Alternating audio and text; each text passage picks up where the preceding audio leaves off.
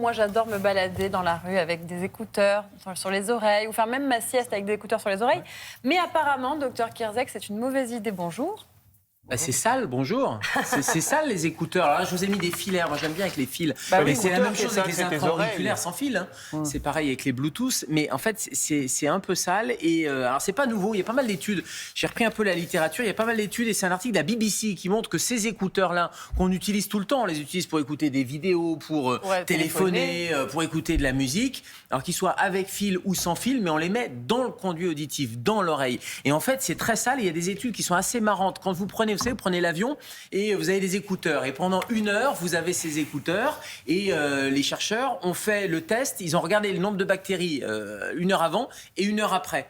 Fois 11 en termes de bactéries. C'est-à-dire vous portez ces écouteurs. C'est le docteur Rabat-Joie. Ah, C'est un peu dégueulasse. Non, c'est pas Rabat-Joie parce que la question qui se pose, c'est est-ce que ces bactéries sont méchantes? Est-ce que je vais attraper plus d'otite? Est-ce que j'ai plus de risques? Ça fait 25 ans que j'en mets tous les jours et je n'ai pas d'otite. Et ben voilà. Et en fait, il n'y a pas de sur-risque d'otite. Voilà. Alors, si vous avez un peu le conduit auditif et qu'un peu d'eczéma, etc., ça peut l'irriter. Mais ces bactéries, en fait, on vit avec. C'est pas des bactéries qui sont des bactéries pathogènes. En fait, le conduit, c'est l'endroit idéal pour les bactéries.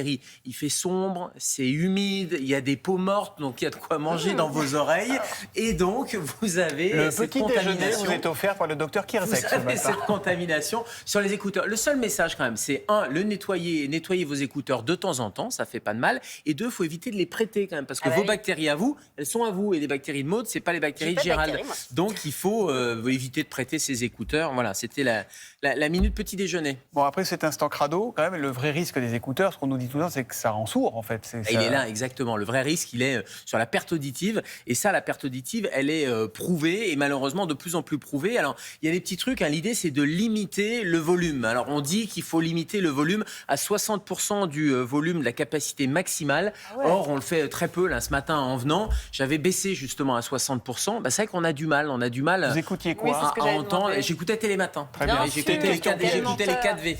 Avec la secrétaire générale de la CFDT. Si. Et ben, c'est vrai qu'on a du mal quand même. Donc, j'ai été obligé de monter un peu à 75%.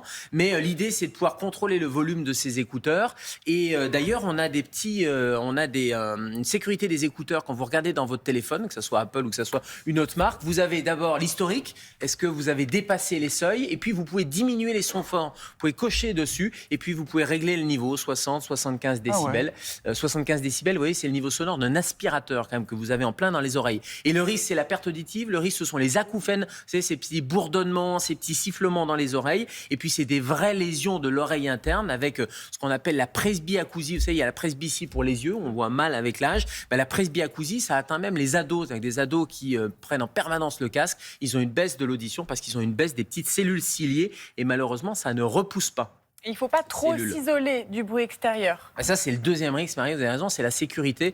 Alors moi, vous savez, je fais un peu de médecine d'urgence et un peu de SAMU. Quand on est dans le camion du SAMU, malgré le pimpon, la sirène américaine, on a toujours des piétons qui n'entendent pas. Pourquoi ils n'entendent pas? Parce qu'ils ont des casques qui les isolent complètement. Alors soit des casques intra-auriculaires, soit même les casques supra-auriculaires, vous savez, au-dessus de la tête, là, arceaux, qui vous isolent complètement. Alors c'est sûr qu'il y a même ça annule le bruit, il y a des suppresseurs de bruit environnant, mais quand on est dans la rue, c'est pas une bonne idée. Donc il faut pas se couper complètement de l'environnement. C'est pas mal d'avoir juste une seule oreille, en fait. C'est pas mal parce que l'autre oreille, elle est. Moi, je mets que d'un seul côté comme ça. D'accord. J'entends rien, mais c'est pas grave. Vous avez l'air malin.